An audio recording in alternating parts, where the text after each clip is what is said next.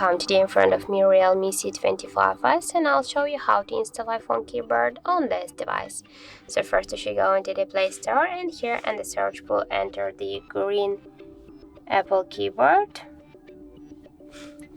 And now we have to get this application, so tap to install and wait a couple of seconds while the application downloading and then installing on your device.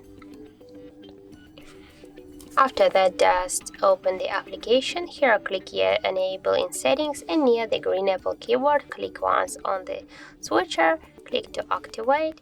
Now just go back and here tap to the switch input methods and switch the keyboard to the English United States keyboard. And as you can see, that's finished. And now we'll go somewhere, for example here in the Google search, and you can see here the look of our new keyboard. And as you can see, this keyboard is so close to the iPhone keyboard as all the emojis. So that's it, that's how it looks. Thank you guys for watching, and if you find this video helpful, don't forget to leave a like, comment and to subscribe our channel.